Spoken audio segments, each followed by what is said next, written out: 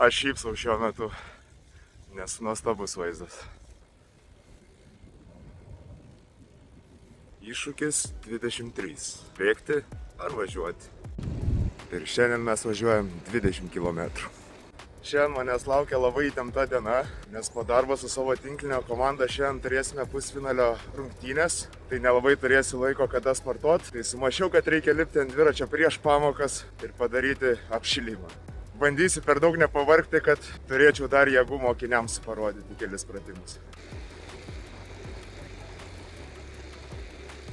Po šitos situacijos net sustojau, nes važiavau pagrindiniu keliu ir nežinau, ar dėl žemo IQ, ar dėl kokių kitų priežasčių moteris važiuojantis su džipu iš šalutinio kelio. Tiesiog atrodo manęs net nematė ir įvažiavo į tą pagrindinį kelią, kuriuo aš važiavau. Tai aš be galo džiaugiuosi, kad priešpriešą neatvažiavo joks automobilis, nes aš turėjau sukti į priešpriešą. Ten buvo tuščia, tai bent jau likau saugus. Tai ką aš noriu pasakyti, kad ar jūs vaikštot, ar jūs važiuojat dviračiu, ar jūs važiuojat savo motoroleriais, ar jūs važiuojat motociklais, ar bet ko kitu, visada turit matyti 4 žingsnius į priekį ir būti saugus. Aš pagalvojau, kad mane šį kartą praleis, bet panašu, kad mes mokomės iš klaidų ir kitą kartą aš jau geriau sustosiu. Būkit saugus.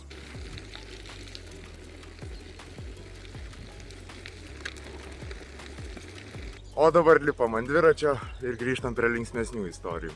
Antradienį baigėsi atostogos mokiniams, jie visi grįžo į mokyklą. Ir labas rytas, labą dieną mokytojų. Iš mokinių aš turbūt girdėjau 50 kartų mažiau negu klausimą bėgti ar važiuoti. Tai aš labai džiaugiuosi, kad mokiniai stebi šitą visą mano iššūkį ir labai laukiu, kada jie prisijungs prie šito iššūkio. Išduosiu paslaptį, kad su dviračiu važiuoti užsirašė vienas mokinys, tai laukiu daugiau tokių.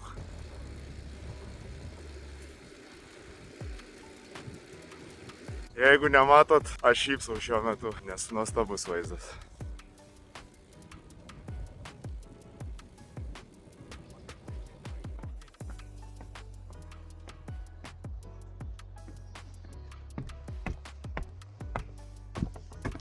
Septintos dienos kilometrai įveikti. Kaip matėt, buvo visko ir pavojingų situacijų ir labai gražių.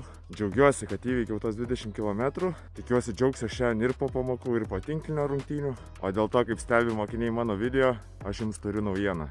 To gyvenime dar nedariau, pabandysiu pirmą kartą, tikiuosi gausis gerai, o tą naujieną jūs išgirsit rytoj arba penktadienį. O dabar į pamokas. Čiau, čiau.